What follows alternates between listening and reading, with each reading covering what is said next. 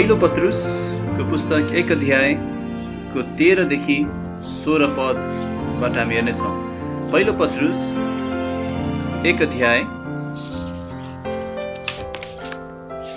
1 अध्यायको 13 देखि 16। अनि यो खण्डबाट चाहिँ तपाईहरुलाई एउटा विषयमा म आज सिकाउन चाहन्छु। अनि त्यो विषय हुनेछ, यो खण्डको मुख्य शिक्षा चाहिँ 16 पदमा छ।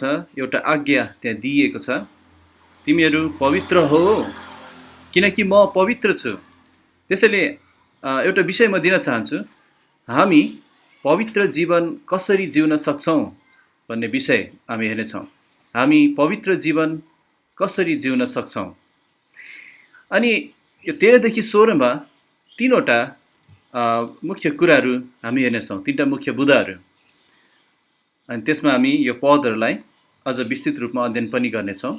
त्यसैले तीनटा बुँदा हुनेछ आज हामी कसरी पवित्र जीवन जिउन सक्छौं भन्नेमा। पहिलो कुरा हामी हेर्नेछौँ, ख्रीष्टको आगमनलाई ध्यान दिएर, ख्रीष्टको आगमनलाई ध्यान दिएर। अनि दोस्रो कुरा हामी हेर्नेछौँ, आज्ञाकारी नानीहरू झैं जिएर, आज्ञाकारी नानीहरू झैं जिएर। अनि तेस्रो कुरा हामी यहाँबाट हेर्नेछौँ, परमेश्वरको पवित्रताको ज्ञानमा बढेर, परमेश्वरको पवित्रताको ज्ञानमा बढेर। पहिला हामी 13 देखि 16 पद पढ्नेछौँ सरसर्ती, अनि त्यसपछि प्रार्थना गरेर हामी अघि बढ्नेछौँ। पहिलो पत्रुस 1 अध्यायको 13 देखि 16 मा यस्तो लेखिएको छ, यस कारण आफ्ना मनका कम्मर कस, सचेत रहो र अनुग्रहमाथि पूर्ण रूपले आशा राख, जुन अनुग्रह येशू ख्रीष्ट प्रकट हुनुहुँदा तिमीहरू कहाँ ल्याइनेछ। आज्ञाकारी नानीहरूले झैं आफूलाई आफ्नो अज्ञानतामा गरिएका पहिलेका अभिलाषाहरू अनुसारको नबनाओ, तर जसरी तिमीहरूलाई बोलाउनु हुने पवित्र हुनुहुन्छ उसरी नै तिमीहरू पनि सबै प्रकारका चालचलनमा पवित्र हो। किनकि यो लेखिएको छ, तिमीहरू पवित्र हो किनकि म पवित्र छु।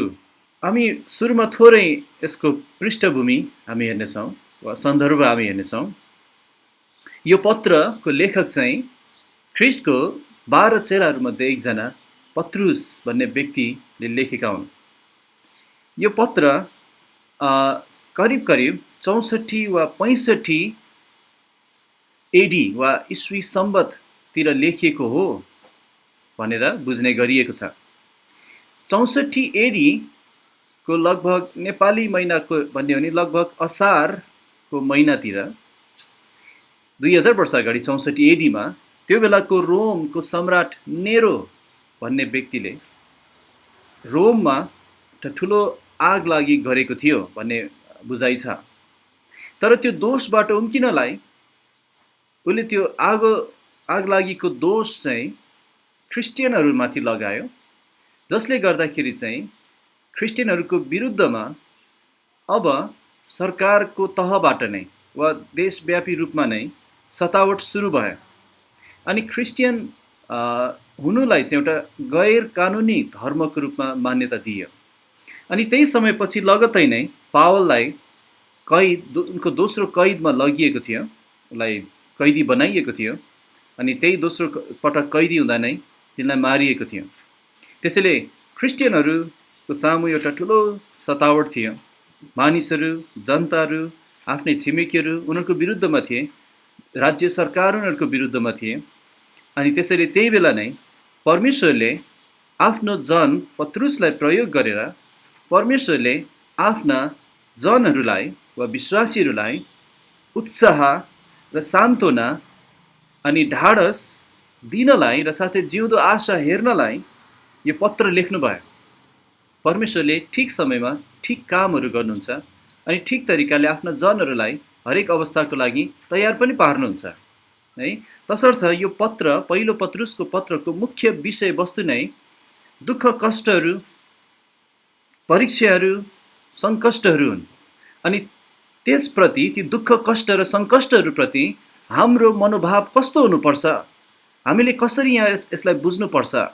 अनि यही बेला नै सरकारप्रति हाम्रो मनोभाव कस्तो हुनुपर्छ, हाम्रो मालिकहरूप्रति मनोभाव कस्तो हुनुपर्छ, अनि हाम्रो श्रीमानहरूप्रति मनोभाव कस्तो हुनुपर्छ, प्राचीनहरूप्रति मनोभाव कस्तो हुनुपर्छ, र परमेश्वरको सामर्थ्य हाततर्फ हाम्रो मनोभाव कस्तो हुनुपर्छ, यो कुरा पत्रुसले सिकाइरहेका थिए।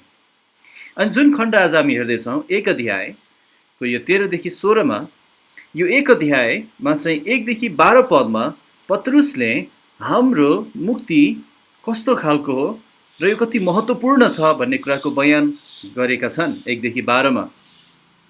अनि 13देखि 16मा चाहिँ अब हामीले पाएको यस मुक्तिको आधारमा हामी पवित्र जीवन जिउनुपर्छ, हामी पवित्र हुनुपर्छ भन्ने कुराको शिक्षा दिइरहेका छन्। 17देखि 21 पदमा चाहिँ हामी किन पवित्र जीवन जिउनुपर्छ भन्ने कारण उनले देखाइरहेका छन्। किनभने उहाँ हाम्रो पिता हुनुहुन्छ 17 पद, र 18-19देखि तल हेऱ्यो भने उहाँले हामीलाई आफ्नो पुत्रको बहुमूल्य रगतद्वारा छुटकारा दिनुभएको छ, त्यसैले हामी पवित्र जीवन जिउनुपर्छ भनेर बताएको छ। अनि त्यसैले यहाँ 13देखि 16मा चाहिँ एउटा मुख्य आज्ञा छ, 17 पदमा मुख्य आज्ञा छ, माफ गर्नु 16 पदमा यहाँ भनेछ तिमीहरू पवित्र हो किनकि म पवित्र छु, परमेश्वर पवित्र हुनुहुन्छ। अनि त्यसैले यो महत्त्वपूर्ण खण्ड आज हामी हेर्दैछौँ। अनि यो यहाँ भएको यो शिक्षाहरू चाहिँ हाम्रो हृदयमा राम्रोसँग बसालिएको हुनुपर्छ है। हामी उहाँको निम्ति पवित्र जीवन जिउनुपर्छ। त्यसैले यो 3टा कुरा हामी हेर्नेछौँ। उहाँको आगमनलाई ध्यान दिएर, आज्ञाकारी नानीहरू चाहिँ जिएर, र परमेश्वरको पवित्रताको ज्ञानमा बढेर। अब पहिलो बुँदामा जानुभन्दा अगाडि अझै केही कुरा बताउन चाहन्छु तपाईँहरूलाई। यो पवित्र शब्दको अर्थ के हो, पवित्र भनेको के हो, पवित्र हुनु भनेको के हो, अझै राम्रोसँग यसलाई एउटा पदमा बताइएको छ पुरानो नियममा। अनि तपाईँले यहाँ पहिलो पत्रुसमा चिन्ह लगाउनुहोस् अनि हामी फर्किहाल्नेछौँ। एकैछिन हामी लेवीको पुस्तक जाउँ, लेवी 20 अध्यायको 26 पद। पवित्र हुनु भनेको के हो, लेवी 20 अध्यायको 26 पदमा त्यहाँ चाहिँ वास्तवमै पवित्र हुनु भनेको के हो भन्ने कुरालाई परमेश्वर आफैले नै स्पष्ट साथ त्यसको अर्थ लगाइदिनु भएको छ है। पवित्र हुनु भनेको के हो, लेवी 20को 26मा म पढिदिन्छु, तपाईँले भेटाइसक्नुभयो भने त्यहाँ हेर्न सक्नुहुन्छ, नत्र सुन्नुहोस्। यहाँ लेखेको छ, अनि तिमीहरू मेरा निम्ति पवित्र हो किनकि म परम प्रभु पवित्र छु, अनि तिमीहरू मेरा हो भनेर मैले तिमीहरूलाई अरू जातिहरूबाट अलग पारेको छु। त्यसैले पवित्र हुनु भनेको चाहिँ अलग पारिनु हो। ग्रिकमा हागी आजो भन्ने शब्दबाट अनुवाद गरिएको यो शब्दको अर्थ चाहिँ अलग हुनु। तर के हो यो अलग हुनु? अनि यही हामीलाई बताइदिनु भएको छ, अलग हुनु भनेको चाहिँ त्यहाँ 2टा पक्ष हुन्छ। उहाँले यहाँ भन्नुभएको छ, परमेश्वरले मैले तिमीहरूलाई अरू जातिहरूबाट अलग पारेको छु, अनि साथै उहाँले भन्नुभएको छ मेरा निम्ति पवित्र हो, तिमीहरू मेरा हो भनेर है। त्यसैले पवित्र हुनु भनेको चाहिँ परमेश्वरको हुनलाई, परमेश्वरको निम्ति जिउनलाई यो संसारबाट अलग पारिनु हो। जस्तै पुरानो नियममा पनि थुप्रै वस्तुहरू, कहिलेकाहीँ एउटा जमिनको टुक्रा, कुनै दिनलाई पनि पवित्र भनिएको छ। उदाहरणको लागि जब परमेश्वरले जलिरहेको पोथ्राबाट मोसालाई बोलाउनु भयो प्रस्थानको पुस्तकमा, मोसालाई उहाँले भन्नुभयो, मोसा तिम्रो जुत्ता फुकाल किनभने जहाँ उभिरहेछौ त्यो चाहिँ पवित्र भूमि हो। अब एउटा जग्गा, एउटा भूमि, एउटा माटो कसरी पवित्र हुन सक्छ? सारा संसारमा परमेश्वरले त्यो बेला, त्यो समयको लागि त्यो भूमिलाई आफ्नो निम्ति लिएर प्रयोग गर्दै हुनुहुन्थ्यो। परमेश्वरको निम्ति प्रयोग गरिएको थियो, त्यसैले त्यो पवित्र। जस्तै 7 दिनमा 7औं दिनलाई पवित्र दिन भनेको छ। अब एउटा दिन आफै पवित्र हुन सक्दैन, पाप रहित हुन सक्दैन, तर त्यो दिन चाहिँ परमेश्वरको निम्ति, अरू दिनहरूबाट त्यो दिन चाहिँ परमेश्वरको निम्ति प्रयोग गरिन अलग पारिएकोले त्यसलाई पवित्र दिन भनिएको है। अनि थुप्रै अरू उदाहरणहरू छ जुन हामी हेर्न सक्थ्यौँ। अनि जब यो विश्वासीहरूलाई प्रयोग गरिएको हुन्छ, हामीले के बिर्सनु हुँदैन भने हामी संसारमा थियौँ, अझ हामी संसारका थियौँ, परमेश्वरले हामीलाई संसारबाट आफ्नो निम्ति अलग पार्नु भएको छ, त्यसैले हामी उहाँको निम्ति पवित्र व्यक्तिहरू हौँ। परमेश्वरलाई यो शब्द प्रयोग गरिँदा, जब यो पवित्र भन्ने शब्द परमेश्वरलाई प्रयोग गरिन्छ नि, उहाँको सबभन्दा ठुलो चरित्रमध्ये एउटा यो हो, गुणहरूमध्ये उहाँ पवित्र हुनुहुन्छ, अर्थात् उहाँ सारा सृष्टिबाट अलग हुनुहुन्छ। हामी चाहिँ सृष्टिकै वस्तुहरू हौँ, थोकहरू, प्राणीहरू हौँ, तर परमेश्वर सारा सृष्टिबाट अलग हुनुहुन्छ। साथै उहाँ पापहरूबाट पनि पूर्ण रूपमा अलग हुनुहुन्छ, उहाँ सिद्ध रूपमा पवित्र हुनुहुन्छ। अनि यो संसारमा हामी जिउँदा हुँदै हामी सिद्ध रूपमा पाप रहित हुन सक्दैनौँ। यद्यपि प्रभुको इच्छा त्यही हो, तिमीहरूले पाप नगर भनी म तिमीलाई भन्दछु, पहिले योना 2 अध्याय। तैपनि हामी पाप गर्छौँ, मलाई थाहा छ। अनि जब त्यही पनि परमेश्वरले हामीलाई पवित्र भनेर घोषणा गर्नुहुन्छ, कोरिन्थीको मण्डलीलाई जस्तै है, उनीहरू शारीरिक थिए तर उनीहरू ख्रिस्टमा पवित्र जनहरू थिए। त्यसैले पवित्रता अथवा यो पवित्र भन्ने शब्द को अर्थ लगाउँदाखेरि हामीले 3वटा चरणहरूलाई याद गर्नुपर्छ। हाम्रो मुक्तिमा वा हाम्रो मुक्तिको 3 चरणहरू, पहिलो चाहिँ हो धर्मीकरण वा परमेश्वरले हामीले विश्वास गरेको घडी, हामीले ख्रिस्ट येशूलाई आफ्नो मुक्तिदाता भनेर विश्वास गरेको घडी, हाम्रो हृदय परमेश्वरतर्फ फर्काएको घडी र ख्रिस्टले क्रुसमा गर्नुभएको मूल्यलाई हामीले आफ्नो व्यक्तिगत बनाएको घडीमा, अर्थात् हामीले ख्रिस्टमा विश्वास गरेको, पश्चातापसहित विश्वास गरेको घडी परमेश्वरले हामीलाई धर्मी घोषणा गर्नुहुन्छ, धर्मी ठहराउनुहुन्छ अनि हामीलाई ख्रिस्टभित्र राख्नुहुन्छ। त्यस बेला हामीले पवित्र ओहदा पाउँदछौँ, जुन अब सधैँको लागि हुन्छ। परमेश्वरले हामीलाई अब सधैँ पवित्र जनको रूपमा हेर्नुहुन्छ। उहाँले हामीलाई ख्रिस्टभित्र राख्नुभएको छ, ख्रिस्टभित्र अलग पार्नुभएको छ, हामी सदाको लागि पवित्र ठहरिएका छौँ। त्यसपछि हाम्रो दिनहुँको जीवनमा आउने कुरालाई चाहिँ पवित्रीकरण भनिन्छ, अर्थात् दिनहुँ यो चाहिँ विस्तारशील ढाँचामा अनि प्रगतिमूलक ढाँचामा हामी पवित्रतामा बढ्न थाल्छौँ। हामी झन् झन् ख्रिस्ट जस्तै परमेश्वरले हामीलाई बनाउन थाल्नुहुन्छ, ख्रिस्टको रूपमा बदल्न थाल्नुहुन्छ। यसलाई पवित्रीकरण भन्छ, जुन चाहिँ हाम्रो शरीरको अन्त्य नहुन्जेल हामी पवित्रतामा बढिराख्नुपर्छ। अनि तेस्रो चरण हो हाम्रो मुक्तिको तेस्रो चरण, महिमीकरण हो। अर्थात् जब ख्रिस्ट आउनुहुन्छ हामी ख्रिस्ट जस्तै महिमित बनाइन्छौँ। एउटा महिमित शरीर, सिद्ध रूपमा पाप रहित शरीर, सिद्ध रूपमा ख्रिस्ट जस्तै बनाइन्छौँ है। त्यो बेला चाहिँ हाम्रो सिद्ध पवित्रता हामीले पाउँछौँ। तर अहिले चाहिँ हामी जसले विश्वास गरेका छौँ, तपाईँहरू जसले मुक्ति पाउनु भएको छ, तपाईँहरू यो पहिलो चरण भइसक्यो, अर्थात् तपाईँहरू धर्मी ठहरिसक्नु भएको छ। अनि हामी जो जीवितहरू छौँ, ख्रिस्टमा विश्वास गर्नेहरू, अहिले हामी पवित्रतामा बढ्दैछौँ। यसलाई पवित्रीकरण भनिन्छ। अनि जब ख्रिस्ट आउनुहुन्छ एक दिन, हामी जीवित रह्यौँ भने, सायद आजै, त्यसबेला हामी पुरै ख्रिस्ट जस्तो बनाइन्छौँ। त्यो चाहिँ हाम्रो महिमीकरण हो। त्यसैले पहिलो पत्रुसमा फर्क्यौँ, यहाँ 1 अध्यायको 13देखि 16मा हाम्रो महिमीकरणको कुरा गरिएको होइन अनि हाम्रो धर्मीकरणको पनि कुरा गरिएको होइन, तर हाम्रो पवित्रीकरणको कुरा गरिएको हो। त्यसैले यहाँ मुक्ति कसरी पाउने त्यो बताएको होइन। तपाईँ पवित्र बन्न खोजेर मुक्ति पाउन सक्नुहुँदैन। यहाँ मुक्तिको विचार नै छैन। यहाँ त मुक्ति पाएकाहरूसँग कुरा गरिएको छ। तपाईँ पवित्र हुनलाई होड गरेर, पवित्र हुनलाई बल गरेर तपाईँले मुक्ति पाउन सक्नुहुँदैन है। किनभने असल कामहरूले हाम्रो पापको ज्याला तिर्न सक्दैन। केवल येशू ख्रिस्टको रगतले मात्र हाम्रो पापको ज्याला पूर्ण रूपमा तिर्न सक्छ। येशू ख्रिस्टको रगतले मात्र हामीप्रति परमेश्वरको इन्साफलाई सन्तुष्ट बनाउन सक्छ। त्यसैले मुक्ति पाउनलाई, हामी पवित्र ठहरिनको लागि, धर्मी ठहरिनको लागि हामीले आफैलाई परमेश्वरको हातमा सुम्पनुपर्छ, अथवा भन्ने हो भने येशू ख्रिस्टको क्रुसको बलिदान र बौरी उठाइमाथि एउटा सरल विश्वास गर्नुपर्छ, मेरो लागि हो भनेर। नत्र भने तपाईँको लागि यो खण्ड होइन, मुक्ति पाउनु भएको छैन भने यो केवल उनीहरूको लागि हो जसले परमेश्वरको अनुग्रहमा पवित्र आत्मा पाएका छन् र उहाँद्वारा पवित्र जीवन उनीहरू बढ्न सक्छन् है। त्यसैले हामीले यो स्पष्ट हुनुपर्छ। अनुसार पहिलो कुरा हामी हेरौँ, पवित्र हो भन्ने आज्ञा दिएको छ।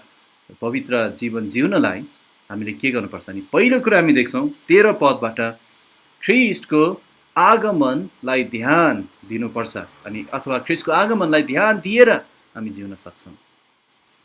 अनि यो 13 देखि 16 पदमा जम्मा 2टा मात्रै आज्ञा दिइएको छ। अरू चाहिँ त्यो आज्ञा कसरी पुरा गर्ने भनेर त्यसलाई सहायता गर्नको लागि दिइएको। 2टा मात्र आज्ञा के हो भने 13 पदमा चाहिँ एउटा मात्रै आज्ञा छ। वास्तवमा हामीले नेपालीमा पढ्दाखेरि यहाँ थुप्रै आज्ञा देख्छौँ। मनका कम्मर कस, सचेत रहो, अनुग्रहमाथि पूर्ण रूपले आशा राख, अनि यो 3टा आज्ञा जस्तो देखिन्छ। तर वास्तवमा एउटा मात्रै आज्ञा छ अनि त्यो चाहिँ हो आशा राख है, आशा राख। तर यो आशा कसरी राख्ने, ख्रीष्टको अनुग्रहमाथि आशा कसरी राख्ने? अनि 13 पदले हामीलाई यहाँ बताउँछ मनको कम्मर कसदै सचेत रहँदै, त्यसरी यसरी अनुवाद गर्न राम्रो हुन्छ। मनको कम्मर कसदै सचेत रहँदै अनुग्रहमाथि पूर्ण रूपले आशा राख। त्यसैले यहाँ परमेश्वरले हामीलाई सुरुमा नै के सिकाउन खोजिरहनु भएको छ भने यदि हामी 16 पदको त्यो आज्ञालाई पुरा गर्ने हो भने, पवित्र हो भन्ने आज्ञालाई पुरा गर्ने हो भने सबभन्दा पहिलो कुरो यहाँ सिकाउँदै हुनुहुन्छ हामीले हाम्रो मनको कम्मर कसिराख्नु पर्ने रहेछ। अथवा हामी यहाँ पहिलो कुरा सिक्छौँ कि पवित्र जीवन हाम्रो सोचाइ, हाम्रो मनबाट सुरु हुन्छ। अनि पवित्रता हाम्रो मनहरूबाट सुरु हुन्छ। एफएसी 4:17 भनेको छ अन्य जातिहरू जस्तो नहिँड, जो उनीहरूको मनको व्यर्थतामा हिँड्दछन्। अनि रोमी 12:2 भनेको छ तिमीहरूको मनको बदली हुवाईद्वारा मनको नयाँ हुवाईद्वारा बदली हुँदै जाओ। त्यसैले यो मन कति महत्त्वपूर्ण कुरा हो। हाम्रो सोचाइ, अनुशासित विचारहरू, सोचाइहरू, अनुशासित मन कति महत्त्वपूर्ण छ। यदि हामी साँच्चै पूर्ण रूपले आशा राख्न चाहन्छौँ भने, यदि हामी साँच्चै ख्रीष्टको बाटो हेर्न चाहन्छौँ भने, यदि हामी पवित्रतामा बढ्न चाहन्छौँ भने हाम्रो मनबाट सुरु हुनुपर्छ। अनि यहाँ यस्तो भनेको छ मनका कम्मर कस। के भनेको यो मनको कम्मर कसरे? के हाम्रो मनमा कम्मर हुन्छ र? होइन, यो एउटा हिब्रू शैली हो है। यो कम्मर कस भन्ने शब्दावलीले चाहिँ के अर्थ बोक्थ्यो हिब्रूहरूको माझमा त्यो बेला? उनीहरूको एउटा ठुलो खालको उनीहरूले आफूलाई पुरै ढाक्ने खालको वस्त्र लगाएको हुन्थ्यो, घप्लक्क ओढ्ने खालको लुगाहरू लगाएको हुन्थ्यो। अनि केही काम गर्नु पर्यो, कतै कुद्नु पर्यो, एकदम छिटो केही भ्याउनु पर्यो भने चाहिँ त्यो वस्त्रलाई उनीहरूले कम्मरमा एउटा डोरीले कस्नु पर्ने हुन्थ्यो, जसले गर्दा उनीहरू काम गर्न तयार हुन्थे। अनि विशेष गरेर यो शब्द चाहिँ दासहरूलाई प्रयोग गरिएको छ। बाइबलमा भनेको छ कम्मर कसेर मेरो सेवा गर, अर्थात् तयार रहनु कुनै पनि काम गर्न अनि कुनै पनि एक्सन गर्नलाई तयार रहनु। अनि यहाँ चाहिँ भनेको छ परमेश्वरको पवित्रतामा बढ्ने हो भने हाम्रो मनलाई तयार राख्नुपर्छ। किन यो भन्नुभएको? किन मनको कम्मर कस भन्नुभएको? किनभने हाम्रो मन, हाम्रो सोचाइ, हाम्रो विचार चाहिँ सबभन्दा संवेदनशील कुरा हो अनि सबभन्दा ठुलो युद्ध भूमि हो हाम्रो जीवनमा है। यो पुरै संसारमा चाहिँ एउटा ठाउँ छ, मेगिड्डो भन्छ त्यसलाई, जजरेल भन्छ, जुन इजरायलमा पर्छ। यो संसारमा सबभन्दा बढी युद्ध हुने ठाउँ चाहिँ मेगिड्डोको बेसी हो। तर यदि हाम्रो शरीरको कुरा गर्छौँ र हाम्रो शरीरमा सबभन्दा बढी युद्ध हुने ठाउँ कहाँ हो भनेर सोध्यो भने त्यो चाहिँ हाम्रो मन हो, हाम्रो सोचाइ हो, हाम्रो विचार हो। किनभने हाम्रो अनुहार हाँसिराख्दा पनि, अरूले हेर्दा खुसी देख्दा पनि हाम्रो मन रोइरहेको हुनसक्छ है। अनि बाहिर हामी खुसी देखे पनि हामी भित्र निराश भइरहेको हुनसक्छ। कतिपटक शैतानले हाम्रो सोचाइमा आक्रमण गर्छ। कतिपटक एउटा साँचो मुक्ति पाएको व्यक्तिलाई पनि परमेश्वरको वचनमाथि शङ्का गर्नलाई, आफ्नै मुक्तिमाथि शङ्का गर्नलाई हाम्रो सोचाइ, हाम्रो विचारहरूलाई आक्रमण गर्छ शैतानले। अनि खास हाम्रो फिक्रीहरू, हाम्रो तनावहरू अनि हाम्रो कति गोप्य पापहरूको ओडार चाहिँ हाम्रो मन हो। यति महत्त्वपूर्ण छ हाम्रो मनलाई कम्मर कस्नलाई है। यति धेरै युद्ध हुने ठाउँ हो त्यहाँ।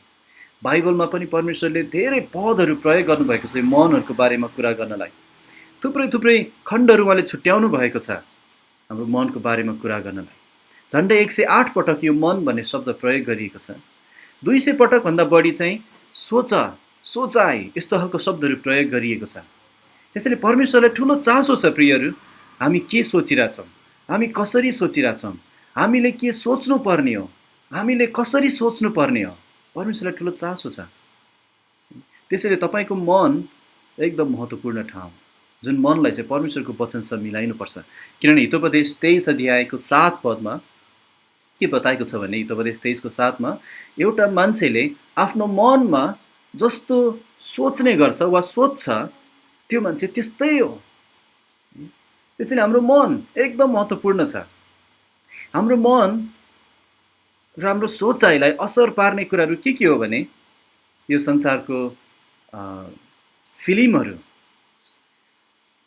पत्र पत्रिकाहरू, सङ्गीतहरू, अनि हाम्रो मित्रहरू, अनि इन्टरनेटमा पाइने त्यो सारा संसारका कुराहरू, यी सब कुराहरूले जब हामी यी कुराहरूमा ध्यान दिन्छौँ, संसारको फिल्म, सङ्गीत वा कुनै पनि कुरा, हाम्रो मन त्यस्तै हुन थाल्छ है। अनि हाम्रो मनले हामीलाई नियन्त्रण गर्न थाल्छ। त्यसैले तपाईँको मनलाई रक्षा गर्ने तपाईँको जिम्मेवारी हो। जसरी तपाईँले आफ्नो पेटलाई रक्षा गर्नुहुन्छ, तपाईँले अलिकति गनाएको कुरा खानु हुँदैन, अलिकति कुहिएको कुरा खानु हुँदैन, अलिकति फोहोर लागेको कुरा खानु हुँदैन। किनभने तपाईँलाई तपाईँको पेटको वास्ता छ, यो खाएँ भने म बिरामी हुन्छु भने झन् हाम्रो सबभन्दा मुख्य कुरा, हाम्रो मनभित्र के हाल्दै हुनुहुन्छ, तपाईँको आँखाबाट, कानबाट, कि त्यो कुराको तपाईँलाई मतलब हुनु पर्दैन र है। किनभने यदि खराब कुरा हाल्छौँ भने खराब कुरा हाम्रो जीवनबाट निस्कन्छ अनि हाम्रो हृदयलाई बिगार्छ, पवित्रतालाई बिगार्छ। जस्तै केही वर्ष अगाडि नेपालमा चाहिँ यो अनौपचारिक रूपमा नाकाबन्दी हुँदाखेरि हामीलाई पेट्रोल पाउन धेरै गाह्रो भएको थियो। अनि पेट्रोल पम्पहरूमा पेट्रोल सर्टेज थियो। मान्छेहरूले इन्डियाबाट पेट्रोल ल्याएर के मिसाएर बेचिरहेको थिए महँगोमा। हामीले झन्डै 300-400 रुपियाँसम्म हालेर 1 लिटर पेट्रोल हाल्यौँ।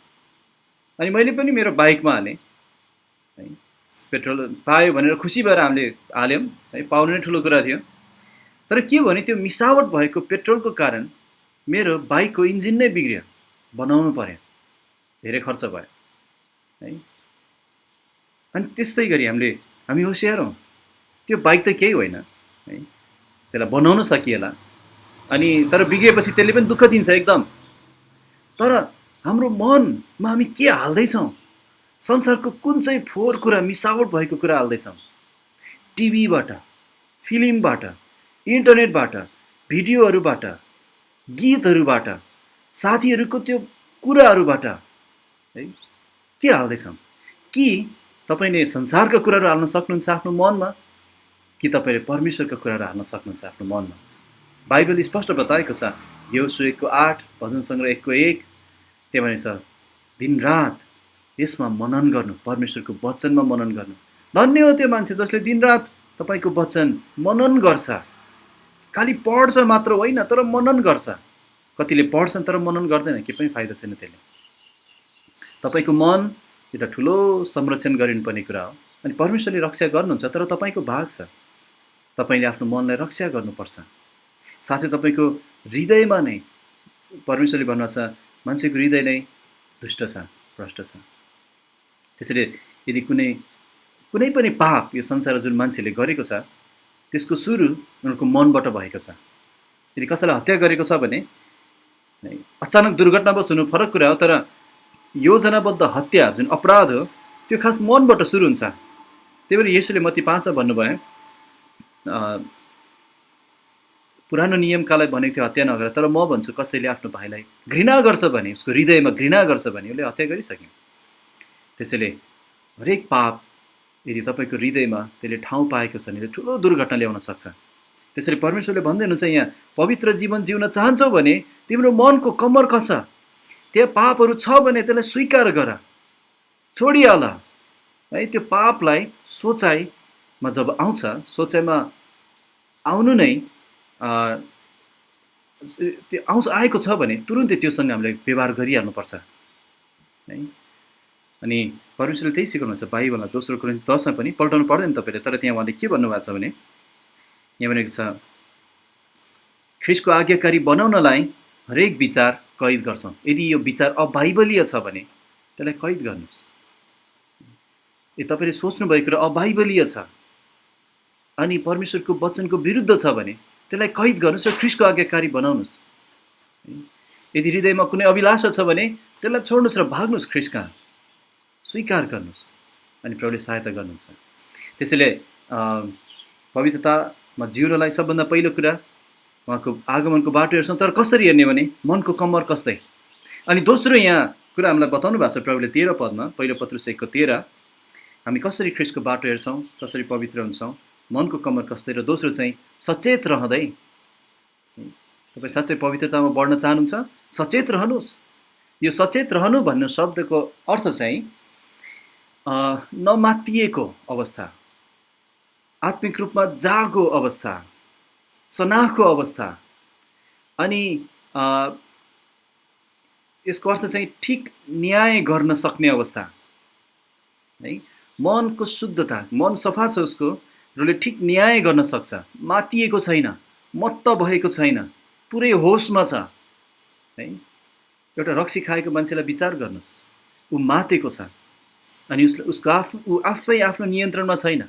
हामीले कतिपय सुन्छौँ मान्छेहरूले चाहिँ रक्सी खाएर उनीहरूले हल्ला गर्छन्, कराउँछन्, झगडा गर्छन्, अनि मान्छेले भन्छ फलानु होइन, उसको रक्सी कराएको। यसको अर्थ के हो भने उसलाई रक्सीले नियन्त्रण गरेको छ, उसलाई रक्सीको नसा लागेको छ। सचेत हुनु भनेको चाहिँ नसा नभएको अवस्था, नसा नलागेको अवस्था, मत्त नभएको अवस्था, पुरै जागो, चनाखो, ठिक न्याय गर्न सक्ने। अनि किन सचेत रह भनेको, के हामी रक्सी खाएर मात लाग्छ र हामीलाई? रक्सी खाँदैनन् विश्वासीहरूले, त्यसबाट अलग हुन्छन् साँचो विश्वासी, प्रभुलाई प्रेम गर्ने विश्वासीहरू। तर हामीलाई अन्य कुराहरूको नसा लागेको हुनसक्छ। जस्तै मदन दाईले बताउनु भयो, उहाँलाई चाहिँ पहिला फेसबुकको नसा थियो, अथवा फेसबुक चलाउनुहुन्थ्यो उहाँले। त्यो बाहेक अर्को एकजना व्यक्तिले पनि बताउनु भयो, उहाँले मुक्ति पाउन नसक्नुको कारण चाहिँ फेसबुक थियो। अर्थात् फेसबुकले मान्छेलाई मत्त बनाएको छ। अहिले मान्छेले घन्टौँसम्म आफ्नो मोबाइल नहेरी बस्न सक्दैनन्। यो पबजी भन्ने गेमले मत्त बनाएको छ, नसा लागेको छ है। मान्छेहरू घन्टौँसम्म गेम नखेलिकन बस्न सक्दैन। यहाँसम्म कि सरकारले नै ब्यान्ड गर्दाखेरि पनि उनीहरूले विद्रोह गरेर खोल्न बाध्य गराए, किनभने मान्छेलाई नसा लागेको छ। नसा भनेको खालि रक्सीको मात्र लाग्दैन, नसा लाग्ने धेरै चिज हुन्छ। एउटा केटालाई एउटा विपरीत लिङ्गको केटी, स्त्रीको नसा लाग्न सक्छ जो उसको आफ्नो पति होइन। एउटा स्त्रीलाई एउटा केटाको नसा लाग्न सक्छ जो उसको पुरुष, उसको पति होइन है। एउटा व्यक्तिलाई फिल्महरूको नसा लाग्न सक्छ, एउटा व्यक्तिलाई अर्को कुनै चिजको नसा लाग्न सक्छ। तर मुख्य कुरा यही हो प्रियहरू, आफैलाई जाँच्नुहोस्, कुन चाहिँ चिजले तपाईँलाई नसा लाग्न दिनुभएको छ, कुन चाहिँ चिजसँग खेलवाड गरिरहनु भएको छ है। आफ्नो मनलाई कुन चाहिँ चिजहरूले खानिदिनु भएको छ। एउटा उदाहरण मैले सुनेको थिएँ, एउटा मान्छेको 2टा कुकुर रहेछ, कालो कुकुर र सेतो कुकुर। कसले जित्छ भनेर प्रश्न गरेछ। अनि त्यो व्यक्तिले भनेछ सेतो कुकुर। अब कहाँ सेतो रङले जित्ने हो र? त्यो कुकुरले जित्छ जुन कुकुरलाई बढी खान दिएको छ, अनि त्यो कुकुर हार्छ जसले खान पाएको छैन। तपाईँहरूभित्र 2टा स्वभाव छ, नयाँ स्वभाव जुन ख्रीष्टको रूपमा बनाइएको छ, पुरानो स्वभाव जुन आदम स्वभाव हो। तपाईँहरू कसलाई खान दिँदै हुनुहुन्छ? कसलाई तपाईँले हरेक दिन खाना दिइरहनु भएको छ? केबाट खाइरहनु भएको छ? संसारको जुठो थाल र फोहोर थालबाट कि परमेश्वरको पवित्र वचन बाइबलबाट है? होसियार हुनुहोस् प्रियहरू। यदि हामी पवित्रतामा बढ्न चाहन्छौँ भने हाम्रो मनको कम्मर कस्नै पर्छ, हाम्रो मनलाई अनुशासित राख्नुपर्छ प्रभुमा, र साथै सचेत रहनै पर्छ है। कुनै पनि चिजले मत्त हुन नदिनुहोस्, कुनै पनि चिजले तपाईँको भित्री मानिसलाई खराब कुराले मत्त हुन नदिनुहोस्। त्यसैले देख्दै हुनुहुन्छ होला आफ्नो नानीहरूलाई पनि असल चिजहरूको बानी बसाउनु कति राम्रो छ। कति बुबाआमा छन् जसले आफ्नो नानीहरूलाई हुर्काउनलाई मोबाइलको हातमा सुम्पिदिएका छन्। अल्छी छन् उनीहरू नानीहरूसँग समय बिताउन, अल्छी छन् नानीहरूको अनुशासन गर्न। अनि उनीहरूले भन्छ होस् ल मोबाइल चलाएर बस्छन्, दिनभरि उनीहरूले मोबाइल चलाउँछ इन्टरनेटमा, अनि गेमहरू खेल्छ। कहाँ छ त्यो बाबु, त्यो नानी? के गर्दैछ, उसले के खाइरहेको छ उसको भित्रको मानिसलाई। अनि किन ती नानीहरू चर्च आउन मान्दैनन्? अनि किन ती नानीहरू विद्रोह गर्छन् घरमा? किनभने उनीहरूको कालो कुकुर धेरै बलियो भएको छ। सेतो कुकुर त पाएको छैन उनीहरूले, अर्थात् उनीहरू नयाँ स्वभाव त छैन, तर उनीहरूलाई झन बढ्ता संसारतर्फ ढकेलिरहेको हुन्छ है। अनि त्यसैले यहाँ भनेको छ मनको कम्मर कस्दै सचेत रहँदै। अनि अर्को कुरा देख्छौँ, अनुग्रहमाथि पूर्ण रूपले आशा राख, जुन अनुग्रह येशू ख्रीष्ट प्रकट हुनुहुँदा तिमीहरूका ल्याइनेछ। ख्रीष्ट आउँदै हुनुहुन्छ प्रियहरू। हामीले प्रशस्त अनुग्रह पाइसकेका छौँ, हामीले उहाँको अनुग्रहद्वारा मुक्ति पाएका छौँ, सबै आशिषहरूको हकदार भएका छौँ। तर जब येशू ख्रीष्ट आउनुहुन्छ हामीले थप अनुग्रहहरू पाउनेछौँ। अहिले यही वर्तमान जीवनमा पनि उहाँले हामीलाई अनुग्रहहरू दिनुभएको छ। मुक्ति दिने अनुग्रह हामीलाई दिइसक्नुभयो, हामीलाई दुःख सहने अनुग्रह पनि दिँदै हुनुहुन्छ है। पहिलो पत्रुसमै भनेको छ उहाँ सबै अनुग्रहका परमेश्वर हुनुहुन्छ है। एकचोटि हेरौँ त पहिलो पत्रुस 5:10 उहाँ सबै अनुग्रहका परमेश्वर हुनुहुन्छ। पहिलो पत्रुस 5:10 लेखेको छ, तर सबै अनुग्रहका परमेश्वर जसले ख्रीष्ट येशूद्वारा हामीलाई आफ्नो अनन्त महिमामा बोलाउनु भएको छ, तिमीहरूले केही समयसम्म दुःख भोगेपछि उहाँ आफैले तिमीहरूलाई सिद्ध, स्थिर, बलवान र स्थापित पार्नुहुनेछ। उहाँलाई नै महिमा र प्रभुता युगानुयुग हुन्, आमेन। 12 पद पनि, मैले सिल्वानसद्वारा, जसलाई म तिमीहरूका विश्वासयोग्य भाइ सम्झन्छु, अर्थी दिँदै परमेश्वरको साँचो अनुग्रह यही हो जसमा तिमीहरू उभिन्छौ भन्ने गवाई दिँदै छोटकरीमा लेखेको छु। अर्थात् परमेश्वरको अनुग्रहमा हामी उभिएका छौँ, अर्थात् उहाँ सबै अनुग्रहका परमेश्वर हुनुहुन्छ। उहाँले हामीलाई मुक्तिको अनुग्रह दिनुभएको छ, बोलाउनु भएको छ। साथै उहाँले हामीलाई अनन्त महिमा पनि दिने अनुग्रहको परमेश्वर हुनुहुन्छ। हामीलाई बलियो बनाउने परमेश्वर हुनुहुन्छ, उहाँ अनुग्रहका परमेश्वर हुनुहुन्छ। अनि पहिलो पत्रुस 5:1-13 माफ गर्नुहोस् 1:13 पत्रुसले भन्दैछ, अनुग्रहमाथि पूर्ण रूपले आशा राख, तिमीहरूले अझै बढी अनुग्रह पाउँदैछौ प्रियहरू। तिमीहरू सतावटमा छौ, सङ्कष्टमा छौ, पुरै देश सरकार नै हाम्रो विरुद्धमा छ, तर धैर्य गर, परमेश्वरको अनुग्रहको बाँध अझै सिद्धिएको छैन, उहाँको अनुग्रहको यो ठुलो खोला भ्याइएको छैन है। आशिषको मूलधारा सिद्धिएको छैन, उहाँ अझै अनुग्रह दिनुहुन्छ, तिमीहरू अझै अनुग्रह पाउँदैछौ। त्यसरी ख्रीष्ट आउँदै हुनुहुन्छ। अनि उहाँको बाटो हामी कसरी हेर्ने? मनको कम्मर कस्दै सचेत रहँदै उहाँको अनुग्रहमा सिद्ध रूपमा आशा राख्दै है। दोस्रो कुरा हामी हेर्नेछौँ, हामी कसरी पवित्र जीवन जिउन सक्छौँ। त्यो चाहिँ 14 पदबाट हामी देख्छौँ पवित्र जीवन जिउनलाई कसरी सक्छौँ। दोस्रो कुरा हामी देख्छौँ 14 पदमा, आज्ञाकारी नानीहरू झैँ जिएर।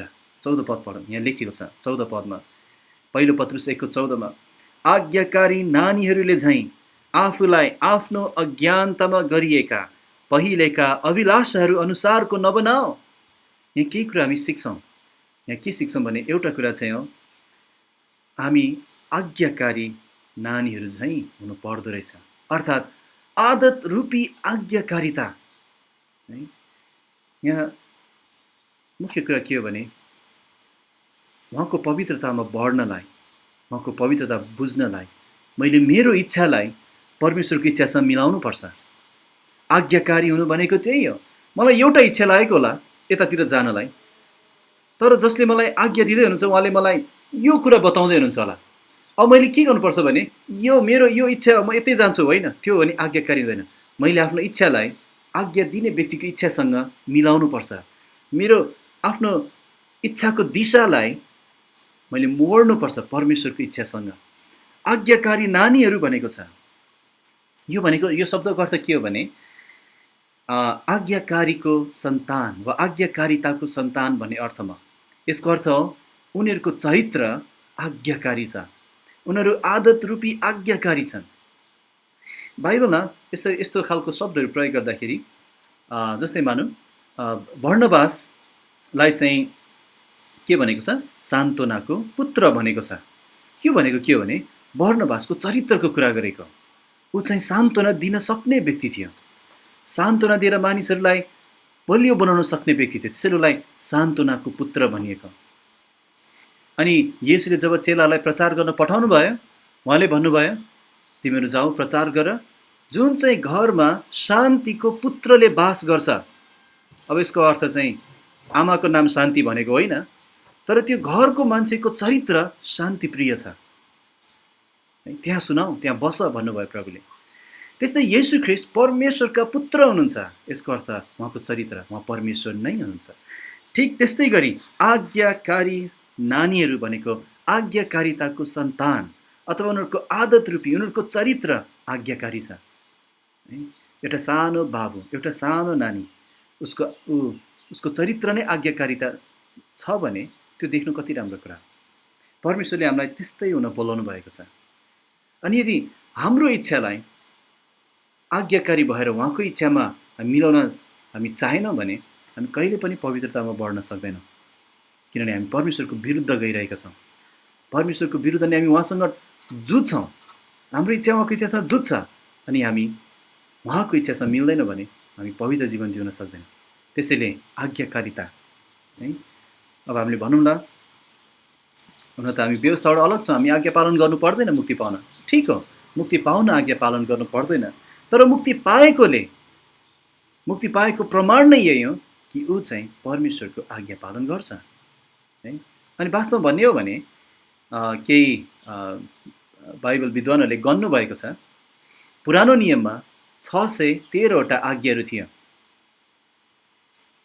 तर नयाँ नियममा 1050वटा भन्दा बढी आज्ञाहरू छन्। किन परमेश्वरले हामीलाई ती आज्ञा दिनुभएको? किनभने यदि यो परमेश्वरको आज्ञा हो भने है, यो आज्ञा चाहिँ परमेश्वरको प्रेममाथि बसालिएको छ। अस्ति एकजना भाइसँग कुरा गर्दाखेरि मैले यो सिक्न पाएँ, परमेश्वरको आज्ञा जहिले पनि परमेश्वरको प्रेममाथि बसालिएको हुन्छ। अनि बुबा आमाको आज्ञा पनि प्रेममाथि बसालिएको हुनुपर्छ आफ्नो नानीहरूलाई। यदि बुबा आमाको आज्ञा प्रेममाथि छैन तर क्रोधमाथि छ भने यसले नानीहरूलाई के गर्छ थाहा छ? रिस उठाउँछ, अनि ठिक खालको अनुशासन होइन है। त्यसरी परमेश्वरले पनि हामीलाई धेरै आज्ञा दिनुभएको छ, तर यो आज्ञाहरू उहाँको प्रेममाथि बसालिएको छ, प्रेमले ढाक्नु भएको छ। त्यसैले हामी किन उहाँको आज्ञा पालन गर्छौँ? किनभने हामी उहाँलाई प्रेम गर्छौँ, मुक्ति पाउन होइन, तर उहाँलाई प्रेम गरेकोले, उहाँलाई आदर गरेकोले। अनि पत्रुसले यही कुरा सिकाउँछन्, यदि तिमी पवित्रतामा बढ्न चाहन्छौ भने तिम्रो आदत रूपी आज्ञाकारी बानी हुनुपर्छ। मुक्ति पाउन होइन, तर मुक्ति पाएको सन्तानहरू, यहाँ सन्तान भनेको छ, नानी भनेको छ। तपाईँ मुक्ति पाएको छैन भने तपाईँ परमेश्वरको नानी होइन, तपाईँ विनाशको पुत्र हुनुहुन्छ, अनाज्ञाकारिताको सन्तान हुनुहुन्छ। एफएसी 2 त्यही बताउँछ, आज्ञा नमान्ने सन्तानहरू, क्रोधका सन्तानहरू है। तर प्रभुले हामीलाई आफ्नो सन्तान बनाउनु भएको छ, उहाँलाई धन्यवाद होस्। साथै यहाँ अर्को कुरा के पनि सिक्छौँ भने हाम्रो आदत रूपी आज्ञाकारी हुनुपर्छ, तर अर्को कुरा चाहिँ हाम्रो विगतको पापहरूबाट हामी अलग हुन सिक्नुपर्छ। 14 पद फेरि पढौँ, यहाँ भनेको छ 1:14मा, आज्ञाकारी नानीहरूले चाहिँ आफूलाई आफ्नो अज्ञानतामा गरिएका पहिलेका अभिलाषाहरू अनुसारको नबनाऊ भनेको तिम्रो पुरानो जीवन शैलीबाट तिमी अलग हुनुपर्छ भनेको। अनि यहाँ एउटा शब्द विचार गरौँ, यहाँ भनेको छ पहिलेका अभिलाषाहरू अनुसार, अनि यसलाई हुबहु अनुवाद गर्ने हो भने यहाँ चाहिँ पहिलेका अभिलाषाहरू अनुसार एकनासे नहो भन्न खोजेको हो। एकनासे भन्ने शब्द छ, अनि यो बाइबलमा एक ठाउँ मात्रै अर्को ठाउँ प्रयोग गरेको छ, रोमी 12:2। त्यहाँ भनेको छ यस संसारसित एकनासे नहो भनेको यो संसारले तिमीलाई आफ्नो रूपमा ढाल्न नपाओस्। त्यस्तै यहाँ भनेको छ तिम्रो पहिलेका अभिलाषाहरू अनुसार एकनासे नहो, पहिलेका अभिलाषाले तिमीलाई फेरि पुरानै रूपमा बदल्न नपाओस् है। पहिलेका अभिलाषाहरू, पहिलेका अभिलाषाहरू भनेको कुराबाट एउटा शिक्षा हामी सिक्न चाहन्छौँ। यहाँ हामीले मुक्ति पाउनुभन्दा अगाडि जसरी हामी पापमा जिउँथ्यौँ, पाप गर्न रुचाउँथ्यौँ, अनि हामीले सबै नियम तोडेका थियौँ, तर कुनै कुनै पाप थियो जसमा हामी अझ बढी भिजेका थियौँ। ती पापहरूले हामीलाई अहिले पनि असर पार्छ। जस्तै उदाहरणको लागि मैले सानैबाट चर्चमा गएर सुसमाचार सुनिरहेको भए तापनि म चाहिँ संसारको रक म्युजिकमा एकदम डुबेको थिएँ। अनि मैले चर्चमा म गिटार बजाउँछु, प्रभुको सेवा गर्छु भनेर गिटार सिकेँ, तर उहाँलाई मैले चिनेको थिएन। त्यसैले मेरो उद्देश्य बदलियो, मैले संसारको लागि बजाउन थालेँ, म संसारको लागि गीतहरू सुन्न थालेँ, रातभरि पनि गीतहरू सुन्न सक्थेँ, रातभरि पनि गिटार बजाएर गाउन सक्थेँ। अनि त्यसले मेरो हृदयलाई त्यो त्यो त्यो त्यो प्रति मेरो अभिलाषा थियो, त्यो सङ्गीतप्रति, खराब सङ्गीतप्रति, शैतानी सङ्गीतप्रति। अनि त्यसले मलाई पक्रिरहेको थियो। अनि मुक्ति पाएपछि पनि मलाई केही समय गाह्रो भयो यो सङ्गीतलाई छोड्नलाई। मैले मोबाइलमा राखेर सुन्थेँ, सुन्दिनँ भन्थेँ, सुन्थेँ, म परीक्षा पढ्थेँ, सुन्थेँ। अनि केही समय धेरै गाह्रो भने एक दिन मैले प्रभुको सहायताले यसलाई पुरै आफ्नो जीवनबाट हटाइदिएँ। मेरो मोबाइल, मेरो कम्प्युटर सबबाट हटाइदिएँ। अनि आजसम्म म धन्यवादी छु प्रभुमाई, किनभने मैले फेरि त्यसमा पछुताउनु परेको छैन। तर जब म बाटोमा यात्रा गरिरहेको हुन्छु अनि गाडीमा हिँडिरहेको हुन्छु अनि कतै त्यो मैले पहिला गाउने गीतहरू अलिकति मात्रै पनि गुन्जिन्छ भने मेरो पुरानो स्वभाव यस्तो छ कि मेरो पुरै हृदयमा त्यो गीत ताजा हुन थाल्छ। अनि कतिपल्ट थाहै नपाइकन त्यो गुनगुनाइरहेको हुन्छ, अरे के गरिरहेको छु म? अनि मैले रोक्नुपर्छ र फेरि ईश्वरीय सङ्गीतले आफूलाई भर्नुपर्छ, किन त्यो मेरो पुरानो अभिलाषाहरूले मलाई आफै जस्तो बनाउन खोजिरहेको हुन्छ। कति व्यक्तिले फिल्म हेर्ने बानी हुन्छ, अनि कतै फिल्म देख्यो भने उनीहरूको आँखा घुम्ने हुनसक्छ त्यहाँ। अनि कतिपटक यो सङ्गीतहरूले, यो फिल्महरू अनि खराब कुराहरू, हाम्रो लतहरू यस्तोले प्रभुमा बढ्न हामीलाई धेरै बाधा दिन्छ अनि धेरै सङ्घर्ष गर्नुपर्ने हुन्छ हामीलाई त्यसमाथि विजयी हुनलाई है। अनि त्यसैले यस्तो यहाँबाट हामी के सिक्नुपर्छ भने, यदि हामीले हाम्रो नानीहरूलाई आजैबाट सुरक्षा दियौँ भने सङ्गीतको विषयमा, फिल्मको विषयमा अनि अरू कुनै पनि सांसारिक कुराको विषयमा उनीहरू सानो हुँदै सुरक्षा दियौँ भने जुन सङ्घर्ष आज हामी गर्दैछौँ अनि सङ्घर्ष हुन्छ हामीलाई, त्यसबाट उनीहरूले स्वतन्त्रता पाउँछन्। उनीहरूलाई त्यो सङ्घर्षहरूको बारेमा भनौँ, त्यो विषयमा, त्यो कुरामा सङ्घर्ष हुँदैन। पाप स्वभावसँग होला, तर विशेष गरी त्यो पहिलेका अभिलाषाहरू, अभिलाषा भनेको खराब इच्छा अथवा यसरी भनौँ कडा इच्छा। अभिलाषा शब्द आफैमा नराम्रो होइन। यदि हामी वचनको अभिलाषा गर्छौँ भने, आत्मिक कुराको अभिलाषा गर्छौँ भने त्यो ठिक अभिलाषा। तर हामी खराब कुराको अभिलाषा गर्छौँ भने, शारीरिक कुराको अभिलाषा गर्छौँ भने त्यो खराब कुरा, त्यो पाप हो। हाम्रो अभिलाषा ईश्वरीय कुरामा हुनुपर्छ। त्यसैले पहिलेको अभिलाषाहरूबाट हामी होसियार हुनुपर्छ। अलिकति मात्रै म चाख्छु, अलिकति हेर्छु होइन, त्यसले पुरै हामीलाई लैजान सक्छ संसारतर्फ। मैले एकजना व्यक्तिको बारेमा सुनेको थिएँ। त्यो व्यक्ति चाहिँ प्रभुलाई चिनेको रहेछ धेरै वर्ष अगाडि, 2000 वर्ष अगाडि कुरा होला, जुन बेला चाहिँ रोममा जब यो ग्ल्याडिएटर भन्ने युद्धहरू हुन्थ्यो, अर्थात् मान्छेले मान्छेलाई मार्नु पर्थ्यो अनि त्यो रगत बगेको हेर्न मन पराउने त्यो ती रोमीहरू चाहिँ टिकट काटेर त्यो रोमको रङ्गशालामा हेर्न आउँथे। ठुलो खेल हुन्थ्यो, रक्तपात हुन्थ्यो है। अनि एउटा क्रिस्चियन रहेछ, उसले चाहिँ प्रभुलाई पाएपछि उसले भनेछ, उसलाई पनि त्यहाँ जाने बानी रहेछ पहिला। उसले भनेछ प्रभुलाई पाएपछि म अब कहिले पनि जान्न, अठोट गरेछ उसले है। अनि गएनछ पनि। तर केही समयपछि उसको एउटा मित्र, संसारको मित्रले आएर उसलाई भनेछ, साथी आऊ न, हामी आज त्यहाँ जाउँ, आज त कति राम्रो ग्ल्याडिएटर युद्ध हुँदैछ, दुइटै एकदम बलिया बलिया मान्छेहरू, रमाइलो हुन्छ आज। उसले भनेछ म जाँदिनँ। तर साथीले भनेछ जाउँ न, एकैछिन जाउँ, एकैछिन, केही फरक पर्दैन। अनि उसले भनेछ म हेर्दिनँ। अनि उसले भनेछ, साथीले भनेछ मलाई साथी मात्र गइदियो नि त, तिमी आँखा नाक बन्द गर, कान बन्द गर। अनि उसले मानेछ अन्तिममा, ल ठिक छ म जान्छु तर केही हेर्दिनँ। अनि तपाईँले जसले यहाँ देखिरहनु भएको छ हेर्नुहोस्, उसले गएर त्यहाँ के गरेछ भने, उसले भनेछ ल म हेर्दिनँ। उसले आफ्नो आँखा पनि बन्द गरेछ, कान पनि यसरी बन्द गरेछ। अनि अनि त्यसपछि आवाज सुन्छ भने कान पनि बन्द गरेर छ। तर धेरै मान्छे कराउन थालेछ, चिच्याउन थालेछ, रमाउन थालेछ। अनि यो क्रिस्चियनलाई परीक्षा भएछ भने उसले गरेछ यसरी खोलेर हेरेछ एउटा आँखाले। अनि उसले चाहिँ पहिलाको त्यो अभिलाषाहरू अथवा त्यो खराब बानी अलिकति स्वाद पाएछ उसको पुरानो मान्छेले। अनि के गर्यो, उसले सब आँखा खोल्यो। एकछिनपछि ऊ चिच्याउन थाल्यो। त्यसपछि फेरि यो नियमित जान थाल्यो। उसको उद्धारको आनन्द उसले गुमायो। किन होला? पुरानो पहिलेका अभिलाषाहरू अनुसार उसलाई एकनासी हुन दिएकोले, अलिकति सम्झौता गरेकोले। प्रियहरू, थोरै खमिरले पुरै ढिक्कालाई खमिर बनाउँछ भने के हामीले बिर्स्यौँ? हामीले बिर्सिनु हुँदैन। त्यसैले यहाँ भनेछ पहिलेको अभिलाषाहरू अनुसार नबनाऊ, होसियार हौ। यदि साँच्चै पवित्रतामा बढ्न चाहन्छौ भने अनुशासित मन, अनुशासित हाम्रो चेतना अनि अनुशासित हाम्रो ठिक आत्मिक अभिलाषाहरू, नत्र भने हामी सजिलै लड्न सक्छौँ। यदि कोही खडा छ भने सम्झन्छ भने होसियार, ऊ लड्न सक्छ।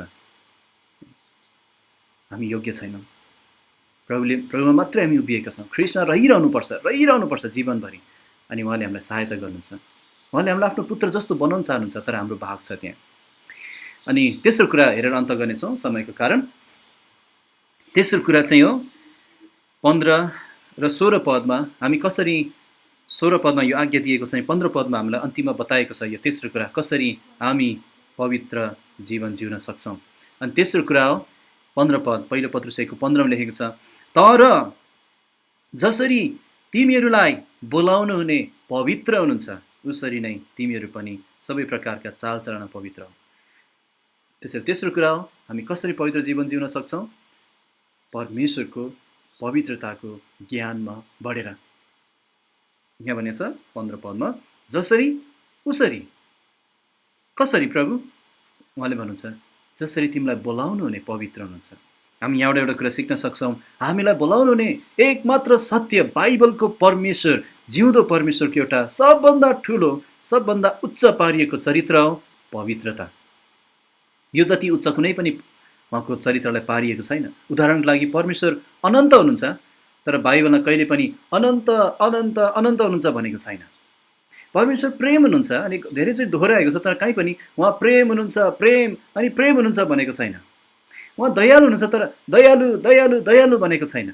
तर उहाँको पवित्रताको गुण चाहिँ यस्तो छ जुन चाहिँ बाइबल अनुसार परमप्रभु पवित्र पवित्र पवित्र हुनुहुन्छ। सारा पृथ्वीमा उहाँको महिमाले भरिपूर्ण छ। अर्थात् परमेश्वरको सबै गुणहरूमध्ये एउटा गुण जुन हामीले काट्नै सक्दैनौँ, जुन एउटा पापीले काट्नै सक्दैन, त्यो पवित्रता। इन्कार गर्न सक्दैन। संसारमा धेरै ईश्वरहरू छन्, तर पवित्रता एउटैमा पनि छैन। अर्थात् सिद्ध पवित्रता केवल एकजना बाइबलको परमेश्वरमा मात्रै है। अनि जति हामी उहाँको पवित्रता देख्छौँ त्यति नै हामी त्यसमा बढ्न सक्छौँ। एउटा पद चाहिँ पल्टाउन चाहन्छु यतिखेर, 2 कोरिन्थी 3:18। अनि हामी लगभग अन्तिमतिर आएका छौँ। 2 कोरिन्थी 3:18, 2 कोरिन्थी 3:18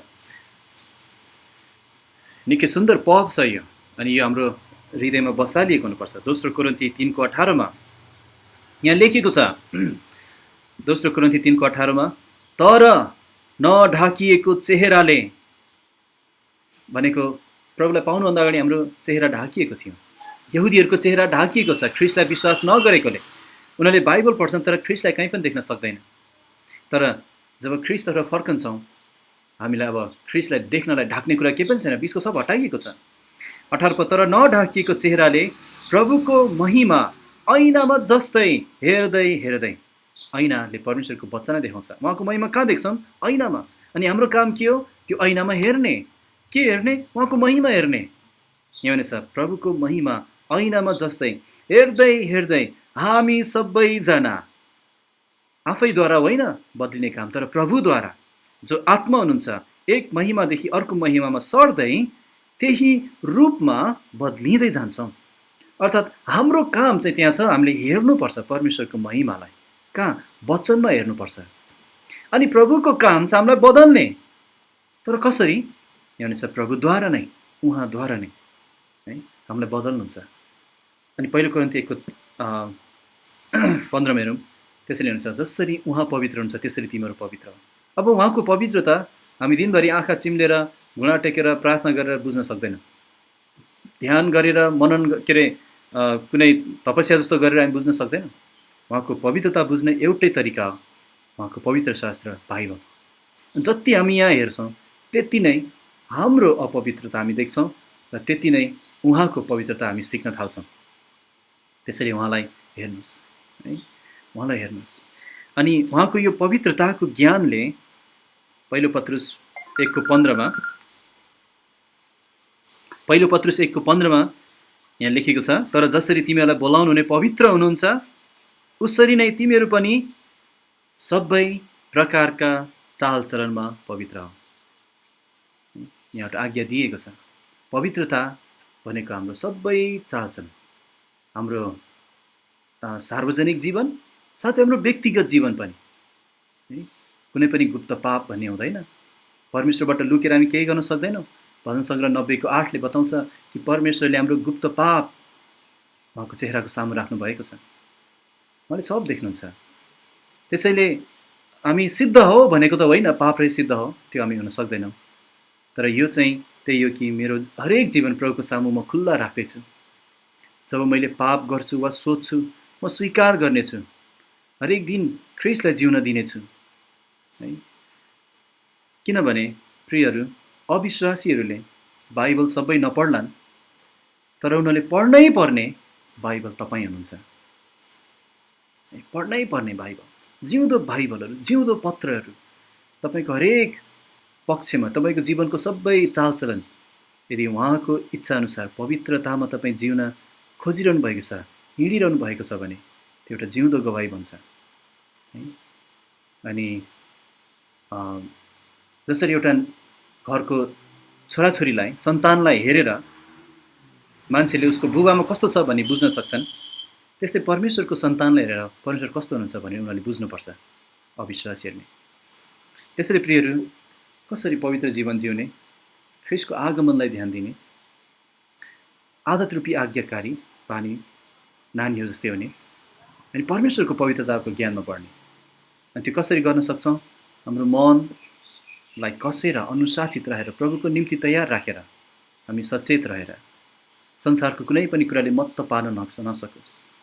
अनि तपाईँको जीवनको पुरानो पहिले गरेका पापहरू जुन अज्ञानतामा गर्नुभयो, ती पापहरूलाई अब जानी जानी नगर्नुहोस्। प्रभुले तपाईँलाई देखाइसक्नु भएको छ भने त्यो त्यसलाई तपाईँलाई आफू जस्तो बनाउन नसकोस्। पर बस्नुहोस्। अनि यदि कहीँ आगो लागेको छ भने मान्छेहरू नजिक जाँदैन, परबाट निभाउन खोज्छन्, किनभने उनीहरू होसियार छन्, जल्न सक्छु कि भनेर। हामीहरू पनि होसियार हुनुपर्छ, किनभने हामी उहाँको सन्तान हौँ। अनि पहिलो पत्रुस 1:17-21 बताएको छ हामी किन पवित्र जीवन जिउनुपर्छ। 17 पदले बताउँछ किनभने उहाँ हाम्रो पिता हुनुहुन्छ, अनि 18-21 बताउँछ किनभने ख्रीष्टले हामीलाई किन्नु भएको छ, छुटकारा दिनुभएको छ, दाम तिरेर किन्नु भएको छ। हामी उहाँको, हामी आफ्नै होइन। प्रभुलाई धन्यवाद होस्, यो पवित्र जीवन जिउन हामी आफै नसके पनि प्रभुले आफ्नो पवित्र आत्मा हामीलाई दिनुभएको छ, उहाँको वचन दिनुभएको छ, अनि उहाँले सहायता गर्छु भन्नुभएको छ। उहाँको भाग छ, तर हाम्रो भाग पनि त्यहाँ हुनुपर्छ है। अनि हुन्छ, म प्रार्थना गर्नेछु अनि हामी अन्त गर्नेछौँ। प्रभुलाई धन्यवाद होस् यो वचनको लागि। आउनुहोस्, म प्रार्थना गर्नेछु।